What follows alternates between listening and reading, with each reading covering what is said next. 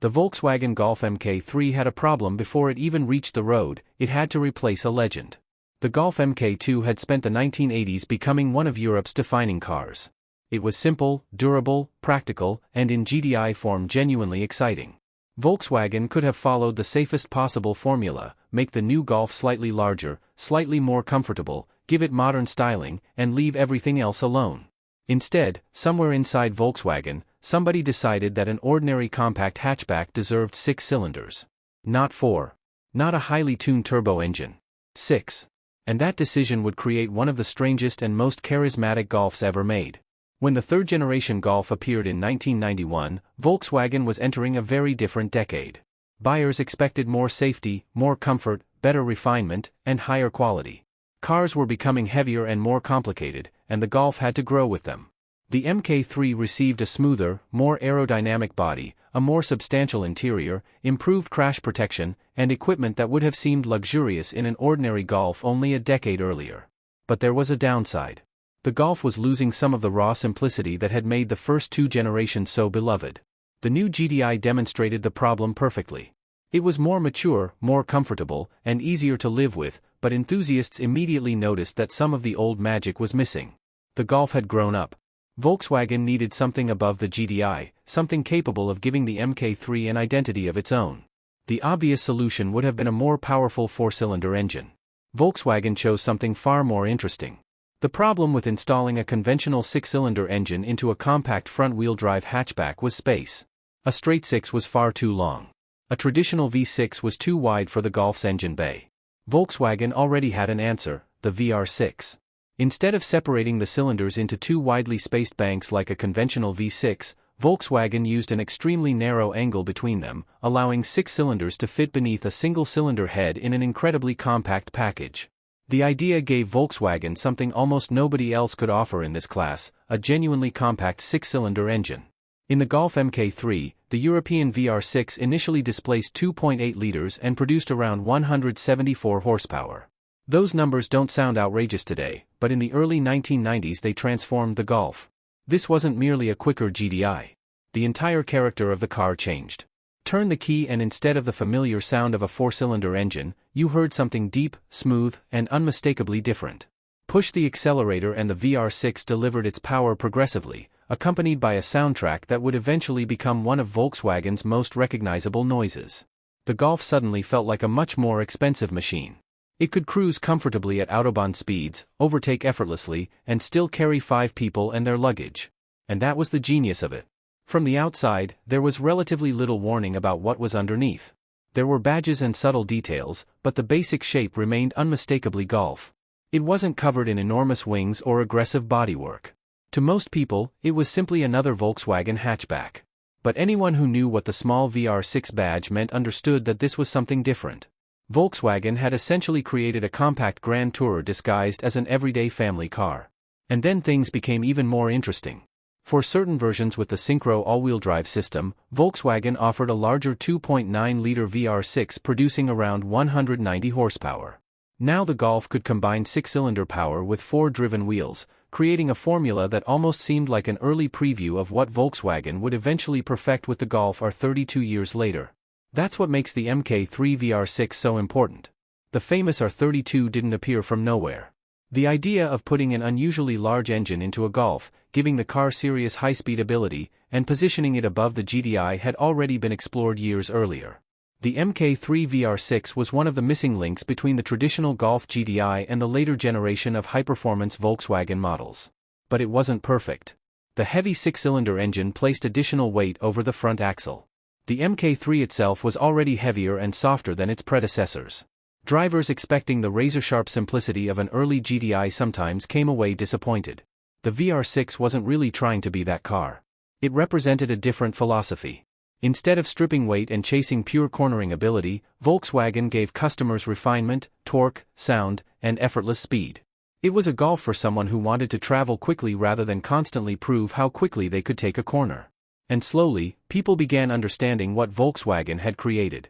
The VR6 became the Golf enthusiasts wanted to hear approaching.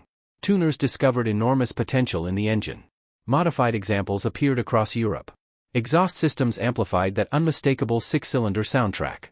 Wheels, suspension upgrades, and increasingly extreme engine builds turned the Mk3 VR6 into an icon of 1990s and early 2000s Volkswagen culture. Yet underneath all of that modification culture was still the original contradiction that made the car special. This was supposed to be the people's car. A practical hatchback designed for normal European families.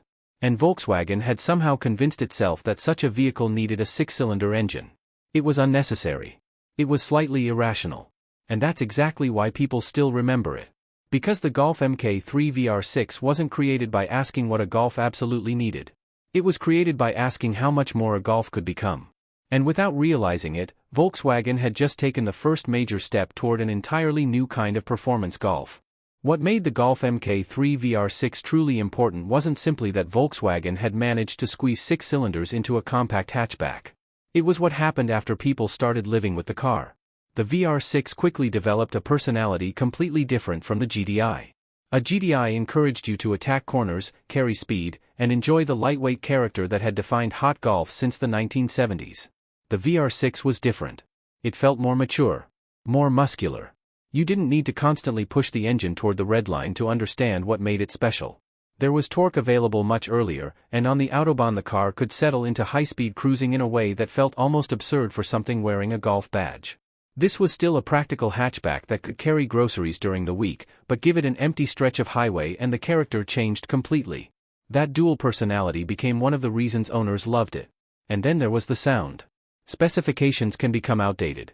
Acceleration figures that seemed impressive 30 years ago can look ordinary today. But sound doesn't age in the same way. The narrow-angle VR6 developed one of the most distinctive voices Volkswagen ever created, a deep mechanical growl that became progressively more addictive as the revs climbed. For an entire generation of Volkswagen enthusiasts, hearing a VR6 became enough to immediately identify what was coming before they even saw the car. That soundtrack helped turn the engine into something bigger than a technical solution. It became part of Volkswagen culture. By the late 1990s and early 2000s, inexpensive used Mk3s were beginning to reach younger enthusiasts, and that's when things became wild. The Golf VR6 was suddenly everywhere in the tuning scene. Owners lowered them, fitted larger wheels, changed exhaust systems, modified the intake, upgraded suspension components, and experimented with forced induction. The engine that Volkswagen had designed primarily for smooth power delivery turned out to be an incredible foundation for increasingly extreme builds. Turbocharged VR6 Golfs started appearing with power figures Volkswagen engineers could never have intended for the original chassis. The combination was irresistible, an ordinary-looking Golf with the ability to produce genuinely serious performance. Some owners deliberately kept the exterior almost completely stock, creating sleepers that could surprise much newer and more expensive cars. Others went in the opposite direction, building show cars that became symbols of European tuning culture. The Mk3 itself became one of the defining platforms of the scene, and the VR6 sat near the top of the hierarchy. But the car's significance went far beyond tuning. Inside Volkswagen, the VR6 had demonstrated that customers were willing to accept a Golf positioned above the traditional GTI. That idea was extremely important. For years, GTI had represented the performance peak of the Golf family. Now Volkswagen knew there was room for something else, a faster, more refined, more expensive flagship that didn't necessarily follow the traditional hot hatch formula. You can draw a direct philosophical line from the Mk3 VR6 to what happened next. Volkswagen continued developing the narrow-angle engine concept. The VR6 appeared across different models. The technology evolved. And eventually, in 2002, Volkswagen introduced the Golf R32. Suddenly the formula looked familiar. Six-cylinder engine. Golf body. Serious performance. Available all-wheel drive. A position above the GTI. The R32 would become far more famous, especially because it helped introduce DSG technology to the Golf performance story and ultimately laid the foundation for the modern Golf R. But years before the R32 existed, the Mk3 VR6 had already proven the basic idea could work. In that sense, the VR6 wasn't simply an unusual version of the third-generation Golf. It was the prototype for an entirely new branch of Volkswagen performance cars. Yet there's another reason the Mk3 deserves more credit. It arrived during a complicated period for the Golf itself. The third generation has always lived between two giants. The Mk2 is remembered for its simplicity, durability, and classic GTI character.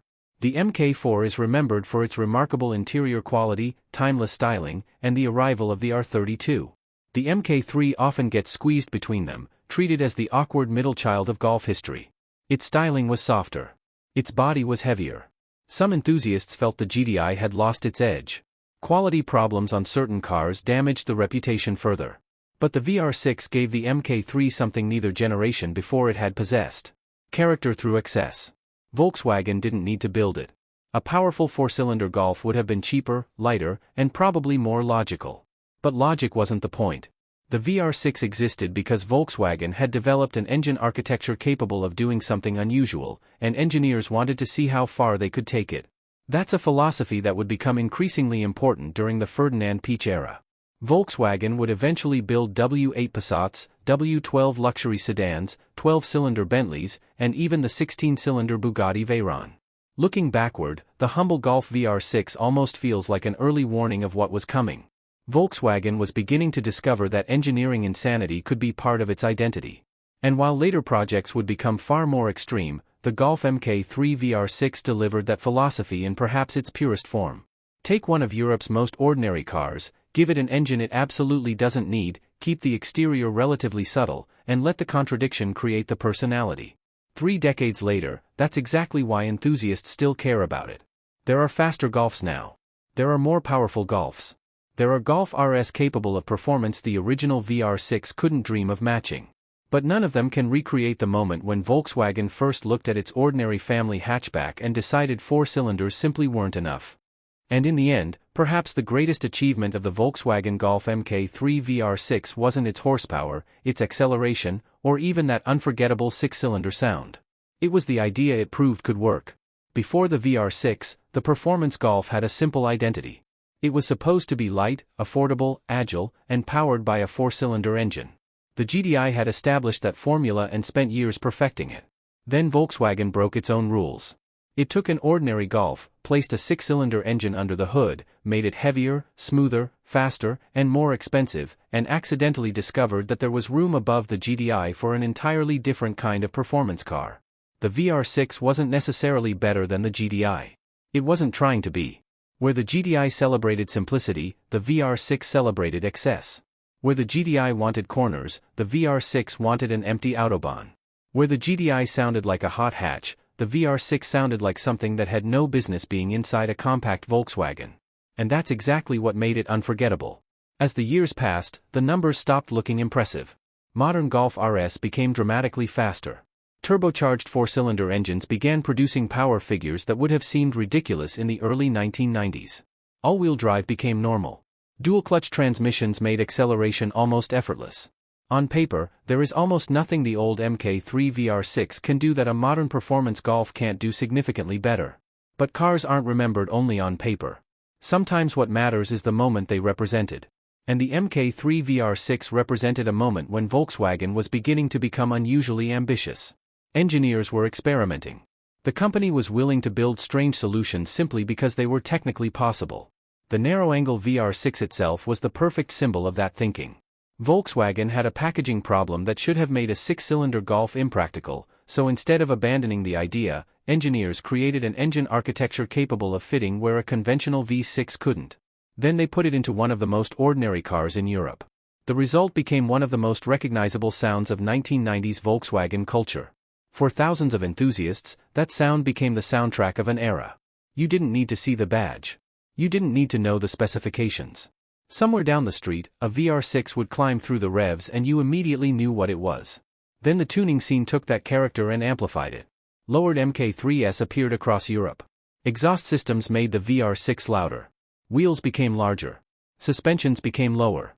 Engines were modified, supercharged, turbocharged, and pushed far beyond anything Volkswagen had originally intended. Some cars became showpieces. Others became terrifying sleepers. And slowly, the Mk3 VR6 stopped being merely an old Volkswagen and became part of enthusiast culture. But its greatest legacy was still ahead. Because when the Golf R32 arrived years later, the formula suddenly looked familiar. 6 cylinders. A Golf body. More refinement than a traditional GTI. Serious performance. All-wheel drive. The R32 took that concept and pushed it much further, eventually helping create the lineage that leads directly to today's Golf R. Without the Mk3 VR6 proving that customers wanted something above the GTI, that story might have looked very different. And that's why the third-generation Golf deserves more respect than it sometimes receives. The Mk3 arrived between two generations enthusiasts often remember more fondly. The Mk2 had the old-school character. The Mk4 brought extraordinary refinement and eventually the R32. The Mk3 became the forgotten middle child. But hidden inside that supposedly awkward generation was one of the most important experiments Volkswagen ever performed with the Golf. It changed what a Golf was allowed to be. Before it, the question was how good Volkswagen could make the GTI. After it, the question became how far Volkswagen could push the Golf itself. And once that door had been opened, Volkswagen never really closed it. The company would build the R32. Then the Golf R, turbocharging and all-wheel drive would eventually replace the naturally aspirated VR6 formula, and performance would climb to levels the engineers of 1991 could hardly have imagined. But something was lost along the way as well. Modern performance Golfs are brutally effective. They're faster, safer, cleaner, and infinitely more sophisticated. Yet none of that can recreate the strange charm of opening the hood of an ordinary-looking 1990s hatchback and finding 6 cylinders squeezed underneath. It came from a period when engineering solutions could be complicated simply because somebody believed the result would be worth it. And maybe that's why enthusiasts still search for clean VR6 examples today. They're not chasing acceleration figures. They're chasing character. They're chasing that sound. They're chasing the feeling of an era when Volkswagen could look at a sensible family hatchback and make a completely unnecessary decision simply because it made the car more interesting. The Volkswagen Golf Mk3 VR6 never became the most famous Golf. It never replaced the GTI, and later the R32 would take its formula and become the bigger icon. But being first matters. Because before the R32, before the Golf R, and before a 300 horsepower Golf became something completely normal, there was a humble Mk3 with a narrow-angle 6-cylinder engine under its hood. It was heavier than it needed to be, more complicated than it needed to be, and completely unnecessary. And that's precisely why it became special. Volkswagen didn't just put a VR6 into the Golf. It gave the Golf permission to become something nobody had expected from it. And more than 30 years later, every time a Golf R launches down the road with 4-driven wheels and performance once reserved for serious sports cars, a small part of that story can still be traced back to the moment Volkswagen decided that 4 cylinders simply weren't enough.